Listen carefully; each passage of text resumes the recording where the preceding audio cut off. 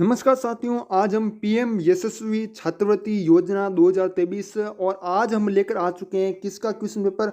सामाजिक विज्ञान का क्वेश्चन पेपर लेकर आ चुके हैं, पहला क्वेश्चन पेपर। और ये क्वेश्चन पेपर है कक्षा 11th वालों के लिए होने वाला है। और इसमें आपको पता है जो सामाजिक विज्ञान हो या फिर विज्ञान हो, इनके क्वेश्चन है वो कितने आते हैं, 25 क्वेश्चन आते हैं और हर एक क्वेश्चन है एक एक नंबर का। तो कुल आपके 25 नंबर का पेपर है वो ये रहने वाला है। सबसे पहले आप देख सकते हो पहला क्वेश्चन है आपका, बहुत ही अच्छा प्रश्न है।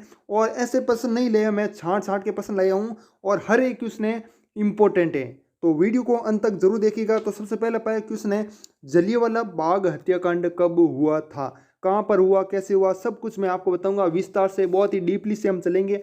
सबसे पहले इसमें ऑप्शन देखते हैं, 19 अप्रैल 1917, 17 अप्रैल 1918, 13 अप्रैल 1919 और 18 अप्रैल 1920। तो इसमें बिल्कुल है क्या हो जाएगा, 13 अप्रैल 1919 है, राइट आंसर हो जाएगा। सी ऑप्शन है बिल्कुल सही आंसर हो जाएगा, क्या हो जाएगा, सी ऑप्शन है ना। और ये जो जलियांवाला बाग हत्याकांड है ना, ये कहाँ पर हुआ, तो मैं आपको बता देता हूँ, अमृतसर में हुआ। ये भी आपको कई बार क्वेश्चन पूछा गया है कि जो जलियांवाला बाग हत्याकांड है वो कहाँ पर हुआ, तो अमृतसर में। और कब हुआ, तो 13 अप्रैल 1919 को हुआ। ठीक है, इसका मैं आपको बता देता हूँ क्या हुआ था कि इस दिन क्या होता, अमृतसर की जो भी जनता है ना, वो जलियांवाला बाग में क्या कर रही थी, एक है सभा है वो कर रही थी। कौन सा बाग है, जलियांवाला बाग में, है ना। यहाँ पर क्या हुआ था फिर, यह सभा अमृतसर में जो मार्शल लॉ, आपको मैं नाम बता देता हूँ, क्वेश्चन पूछा जा सकता है कि किसके विरोध में है ये जो सभा है वो हुई थी। तो आपको क्या याद रखना है, मार्शल लॉ, है ना, इसके विरोध में है ये चल रही थी सभा। और जनरल डायर ने फिर क्या आया, जनरल डायर आया और उन्होंने क्या किया, बिना कोई चेतावनी के, बिना कोई भी चेतावनी नहीं दी, ये भी नहीं कहा कि भाई यहाँ से भाग जाओ, कुछ नहीं कहा, सीधा अंधाधुंध है वो गोलियां चलाने का आदेश है वो दे दिया। ठीक है, इसके बाद क्या हुआ, सैकड़ों निर्दोष व्यक्तियों की जानें हैं वो चली गई। ठीक है, तो बहुत ही बुरा हुआ। और ये कब हुआ था मैंने बता दिया है, कहाँ पर हुआ, अमृतसर में हुआ, 13 अप्रैल 1919 को। ठीक है, तो ये प्रोसेस है इसमें। और उसके बाद है अगला क्वेश्चन आपका, भारत में पहला सीमेंट उद्योग कारखाना कहाँ लगाया था, है ना।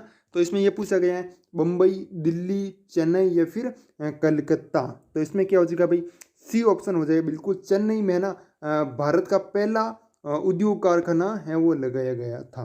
और आपको क्वेश्चन क्या पूछा जा सकता है कि भाई भारत में आधुनिक, क्या पूछा जाएगा, भारत में आधुनिक वस्त्र मिल है वो कहाँ पर स्थापित की गई और कब की गई, वो मैं आपको बता रहा हूँ, है ना। आधुनिक वस्त्र मिल, ये हम क्वेश्चन है हमारा। और इसमें आपको याद रखना है, तो कहाँ पर स्थापना की गई, तो बम्बई में, है ना, और बम्बई में।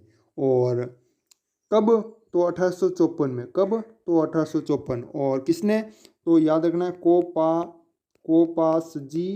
कोपास जी नाना भाई द्वारा। ठीक है, ये आपको याद रखना है। तो दो तीन बातें हैं, आप याद रख लोगे तो आपका कोई भी क्वेश्चन है वो गलत नहीं होगा, है ना। इसमें तो बाकी आपका सी ऑप्शन हो गया। अगला प्रश्न देखो भाई, भारत का राष्ट्रीय उपभोक्ता दिवस जो है वो कब मनाया जाता है ना, वो बताना हमको। तो ये क्वेश्चन है ना, आप स्टार लगा दो इस क्वेश्चन को, या तो कहीं पर लिख लो, है ना, या फिर याद कर लो अभी के अभी, भूलना नहीं चाहिए इसको, है ना। भारत का राष्ट्रीय उपभोक्ता दिवस 21 दिसंबर, 22 दिसंबर, 23 दिसंबर या फिर 24 दिसंबर। तो बिल्कुल है 24 दिसंबर है वो राइट आंसर हो जाएगा, क्या हो जाएगा, डी ऑप्शन है बिल्कुल सही आंसर हो जाएगा, है ना। इंपॉर्टेंट है, याद कर लेना इसको। उसके बाद देखो भाई अगला प्रश्न है, चौथा प्रश्न है, सूती वस्त्र उद्योग किस पर आधारित उद्योग है। तो सूती है ना, हाँ हम पहनते हैं ना ज़्यादातर सूती कपड़े, है ना। तो वो है ना, सूती वस्त्र उद्योग किस पर आधारित उद्योग है, कृषि आधारित उद्योग, सहकारी क्षेत्र उद्योग, खनिज आधारित उद्योग या फिर जलपात आधारित उद्योग, है ना। अब की बार मैं ऑप्शन नहीं पढ़ूंगा पूरा का पूरा, है ना, क्योंकि ऑप्शन हम पढ़ेंगे तो टाइम है वो क्या होगा, ज़्यादा है, वेस्ट होगा, है ना। तो आप पढ़ लेना। बाकी इसमें क्या हो जाएगा, कृषि आधारित उद्योग है ना। अब देखो भाई अगला प्रश्न है, ग्रामीण क्षेत्रों से निकलकर गांवों में, यहाँ पर एक में क्या है, ग्रामीण क्षेत्रों से निकलकर लोगों का शहरों में बसना क्या कहलाता है ना। जो गांव के लोग होते हैं, ये गांव के लोग हैं, आपको समझ लो। और ये क्या चले जाते हैं, शहर में चले जाते हैं। तो क्यों चाहते हैं, आपको पता है, एक तो कहीं पर रोजगार कम है, मतलब शहरों में रोजगार है वो ज़्यादा है, और गाँवों में है क्या है, कम है ना। और शहरों में क्या है, ज़्यादा है। ओके, और शहर में क्या है, काफ़ी सारी सुविधाएं हैं, है ना। काफ़ी, कोई भी देख लो, सारी सुविधा है ना शहर में ज़्यादा रहती है ना। और पैसे कमाने के बहुत सारे तरीके वगैरह हैं वो शहर में मिल जाते हैं, इसलिए जो ग्रामीण क्षेत्र के लोग हैं वो शहर में जाते हैं, वहाँ पर बस जाते हैं कई सारे, है ना। तो इसको क्या कहते हैं, शहरीकरण। मतलब इसमें स अलग है और इसमें स अलग है ना। और शहरीकरण, ग्रामीणकरण, उपरोक्त में से कोई नहीं। तो बिल्कुल है ना, इसमें क्या हो जाएगा भाई, जो बी ऑप्शन है ना वो राइट आंसर हो जाएगा। क्या हो जाएगा, बी, शहरीकरण हो जाएगा, है ना। ये प्रोसेस आपको याद रखना है। अगला प्रश्न है भाई, भारत में राजनीतिक दल, जो भी राजनीतिक दल हैं, जैसे भारतीय जनता पार्टी है और कांग्रेस पार्टी है ना, भारतीय राष्ट्रीय कांग्रेस है, ये है ना, इसमें क्या है, दलों का पंजीकरण तथा उन्हें मान्यता प्रदान करने वाली संस्था कौन है। मतलब ये भाई मान्यता है ना, जैसे स्कूल होती है ना, पर्यटन स्कूल होते हैं, उनको मान्यता देते हैं, वैसे इनको भी है ना, जो राजनीतिक दल है ना, बीजेपी है, कांग्रेस है, इनको है ना कोई मान्यता देता है ना। तो कौन देता है, तो वो बताना है, भारतीय निर्वाचन आयोग, उच्चतम न्यायालय, संसद या फिर राष्ट्रपति। तो बताओ भाई इसका आंसर। बहुत ही स्टार लगा देना इस क्वेश्चन को भी, बहुत ही इंपॉर्टेंट है, कई बार एग्जाम में पूछा गया है। और इसका आंसर आपका बिल्कुल सही आंसर हो जाएगा, ए ऑप्शन हो जाएगा, भारतीय निर्वाचन आयोग, है ना। और पार्टी मैंने बता दी कि एक तो आपकी कौन सी है, भारतीय जनता पार्टी है, बीजेपी, और एक है कांग्रेस, ठीक है। और बीजेपी की स्थापना है वो भी मैं आपको बता देता हूँ, है ना। तो सबसे पहले है जो बीजेपी है ना, वो 1980 में बनी। कब बनी पार्टी भाई, 1980 में। और जो भारतीय राष्ट्रीय कांग्रेस है ना, इसकी स्थापना कब हुई, 1885 में, है ना। लगभग 100 वर्षों का अंतर है, आप देख सकते हो, 100 वर्षों का, है ना। तो आपको ये याद रखना है, बीजेपी की स्थापना 1980 और कांग्रेस की 1885। और इतना कन्फ्यूज हो जाओ तो आपको याद रखना कि कांग्रेस है ना सबसे पहले बनी। कांग्रेस बहुत ही पुरानी पार्टी है, और पहले है ना बीजेपी को कोई नहीं जानता था, सब वोट किसको देते थे, कांग्रेस को देते थे। फिर है ना बीजेपी आई, थोड़ी हलचल हुई, लोगों में जागरूकता आई, फिर बीजेपी को देने गए लगे, है ना। क्या किसको वोट देना है, कांग्रेस को देना है, ऐसे है, मतलब कहते थे पहले, है ना। और कोई दूसरी पार्टी है वो नहीं जानते थे। इसमें आपका जो बाकी है, ए ऑप्शन है हो जाएगा, भारतीय निर्वाचन आयोग, है ना। अब देखो भाई अगला प्रश्न है, बहुत ही अच्छा प्रश्न है एक। उससे पहले मैं आपको बता देता हूँ, एक बहुत ही महा ऑफर आपके लिए चल रहा है, पीएम यशस्वी छात्रवृत्ति योजना 2023 के लिए। इसमें देखो आपको क्या क्या मिलेंगे, 5 मॉडल पेपर मिलेंगे, 5। आपके सभी सब्जेक्ट, जो भी सब्जेक्ट है ना, आपके विज्ञान है, चाहे गणित हो, चाहे कोई भी सब्जेक्ट हो आपकी, है ना, इन सभी को मिलाकर है ना एक एक मॉडल पेपर बनाएगा। तो कुल आपको 5 मॉडल पेपर मिलेंगे। और परीक्षा पर आधारित जो भी प्रश्न है उनका है ना, उनको जोड़ा गया है, ऐसे नहीं फालतू प्रश्न नहीं है। आप खुद देख लो, यूट्यूब पर हम करवा रहे हैं ना, बहुत ही अच्छे प्रश्न इसी तरीके के। कक्षा 10 की जो भी सभी एनसीईआरटी पुस्तकों पर आधारित प्रश्न है ना। और ये कितने में मिल रहे हैं मैं आपको बता रहा हूँ। और ये आपको सिर्फ है ना 99 में नहीं मिलेंगे, आपको सिर्फ और सिर्फ 19 रुपये में मिल रहे हैं अभी। और लास्ट डेट में मैं आपको बता दूंगा, 82% छूट मिल रही है आपको, है ना। और ये ऑफर है अभी तक 6 सितंबर तक उपलब्ध है, जल्दी से ले लो, ठीक है। और कहाँ पर मिलेगा तो वो भी मैं आपको बता देता हूँ। सबसे पहले आपको है ना या तो इंस्टाग्राम पर मैसेज करना होगा, या फिर आप हमारे को टेलीग्राम ग्रुप में, टेलीग्राम पर भी मैसेज है वो कर सकते हो, ठीक है। और आपके पास टेलीग्राम है तो टेलीग्राम में जुड़ जाना, लिंक है वो डिस्क्रिप्शन में है। और इंस्टाग्राम पर भी लिंक डिस्क्रिप्शन मिल जाएगा। या फिर आप क्या करो, जो हमारे यूट्यूब चैनल का नाम है ना वो सर्च कर लो, क्या सर्च कर लो, ग्रो, SHIKSHA, ठीक है। ये आपको सर्च कर लेना, ग्रो शिक्षा, ओके। और कोई प्रॉब्लम आए तो आप कमेंट कर देना, मैं लिंक दे दूंगा, ठीक है। और ये ऑफर अभी सीमित हैं, मतलब 6 सितंबर तक हैं। उसके बाद है इसकी जो रेट है 19 रुपये की, वो बढ़ जाएगी, ठीक है। फिर मत कहना बढ़ गई रेट वगैरह ना। तो इसमें मैंने बता दिया क्या क्या मिल रहे हैं आपको। और अभी 80% से ज़्यादा आपको छूट है वो मिल रही है, भारी छूट। और 5 मॉडल पेपर दे रहे हैं हम, ठीक है। तो बाकी अब बढ़ते हैं भाई, ये तो होता रहेगा हमारा।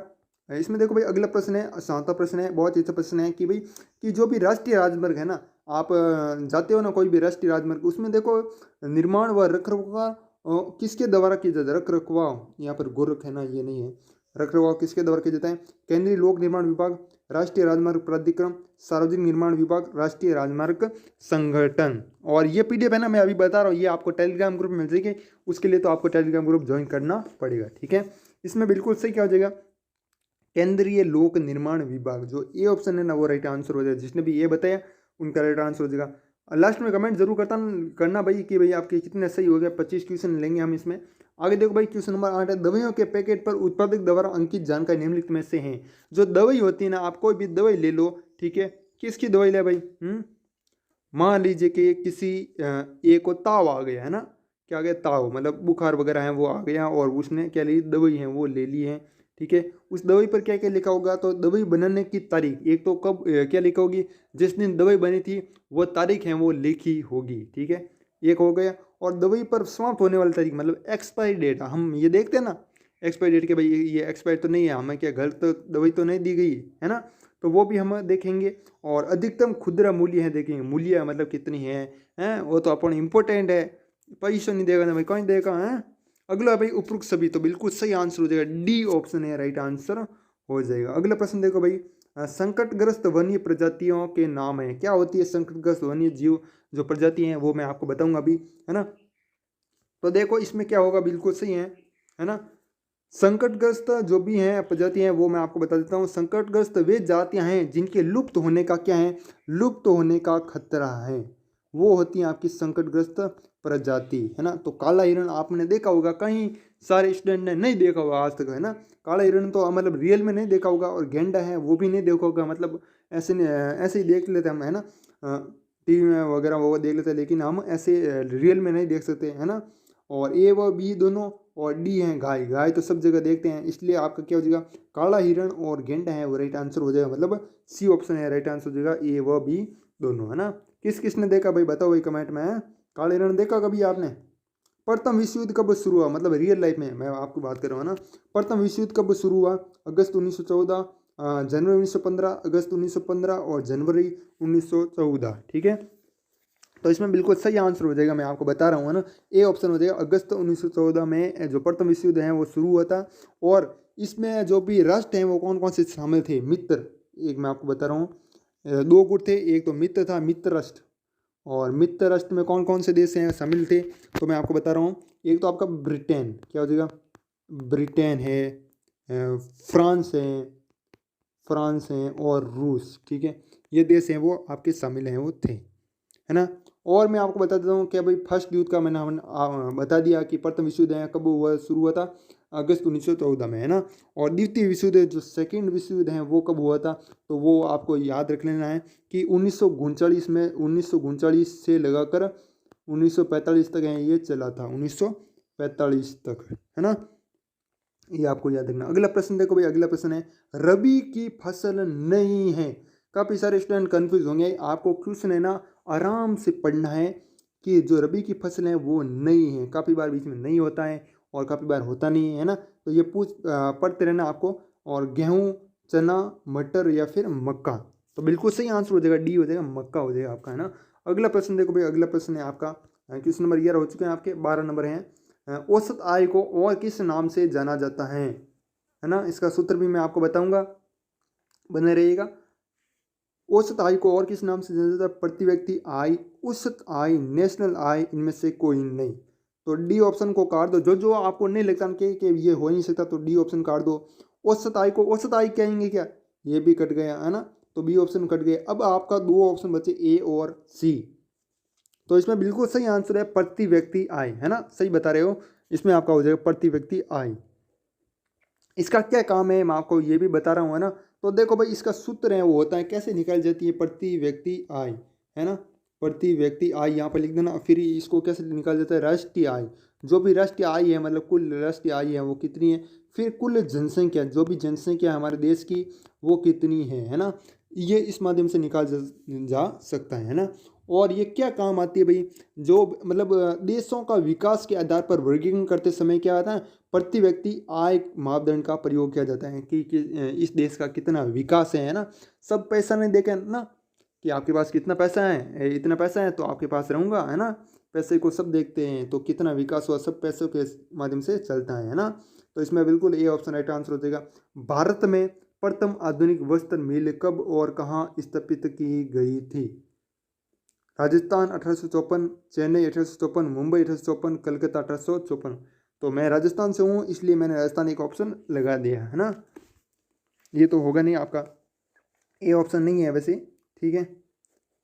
इसमें बिल्कुल सी ऑप्शन हो जाएगा, बम्बई 1854, क्या हो जाएगा, बम्बई, बम्बई 1854 है राइट आंसर हो जाएगा, बम्बई, है ना, बम्बई। अगला प्रश्न देखो भाई, अगला प्रश्न है आपका, भारत में करेंसी नोट कौन जारी करता है, जो आप 2-2 हज़ार के नोट देखते हो हैं, रुपये देखो ना, तो रुपये वो उनको जारी कौन करता है, करेंसी नोट होते हैं जो नोट कड़े कड़े होते हैं ना, भारत सरकार, भारत रिजर्व बैंक, वित्त मंत्रालय या फिर भारतीय स्टेट बैंक, तो क्वेश्चन नंबर 14 का आपका बिल्कुल सही आंसर है भारतीय रिजर्व बैंक, अगला प्रश्न देखो भाई, भारतीय रिजर्व बैंक कौन सा ऑप्शन है भाई? B option. अगला देखो, खरीफ फसल का नाम है खरीफ। खरीफ फसल आपको जितने भी है ना, रबी खरीफ ये सारे याद रख लेने हैं, क्योंकि बार बार आपको ये देखने को मिलेगा। चावल, मक्का, ज्वार, उपरोक्त सभी। तो बिल्कुल सही है आपका, उपरोक्त सभी है, राइट आंसर हो जाएगा। और गुजरात में सरदार सरोवर बांध किस नदी पर बनाया गया है? गंगा, यमुना, नर्मदा या फिर सरस्वती? बिल्कुल सही आंसर है आपका, है ना। क्या हो जाएगा भाई? नर्मदा एकदम है, सही आंसर हो जाएगा क्वेश्चन नंबर 16 में। अगला प्रश्न देखो भाई, क्वेश्चन नंबर 16 हो गए हमारे। और अगला 17 है, तृतीय क्षेत्र का उदाहरण है। तृतीय क्षेत्र क्या होते हैं वो भी मैं आपको बताऊंगा अभी। टेंशन मतलब आप बेफिक्र हैं, पढ़ करो, फ्री में आपको पढ़ा रहा हूँ, एकदम फ्री, है ना। तो पढ़ लो पूरी, एक दिन में एक क्लास आती है या दो आती कभी, तो वो देखने में क्या रहता है आपका, है ना। तृतीय क्षेत्र का उदाहरण है बैंकिंग, बीमा, रेलवे संचार या फिर उपयुक्त सभी। तो सही आंसर बता रहे हो, बिल्कुल है, डी आंसर है हो जाएगा। बैंकिंग है, बीमा है, रेलवे संचार है और परिवहन है। परिवहन भी इसमें शामिल रहता है, एक लिख देना आपका, है ना, परिवहन, है ना। ओके। और तृतीय क्षेत्र के श्रमिक वस्तुओं का उत्पादन है वो नहीं करते। एक बात का ध्यान रखना, क्या याद रखना, लिख लो कहीं लिखना चाहो तो, कि तृतीय क्षेत्र के श्रमिक वस्तुओं का उत्पादन है वो नहीं करते। एक होता है प्राथमिक क्षेत्र। प्राथमिक क्षेत्र क्या होते हैं? तो देखो ध्यान दो सभी स्टूडेंट, एक बात ध्यान दीजिएगा कि जब हम प्राकृतिक संसाधनों का प्रयोग करते हैं, जो भी प्राकृतिक संसाधन है, जैसे आपका कृषि है ना, मुर्गी पालन है ना, कोई भी पशुपालन है वो, है ना।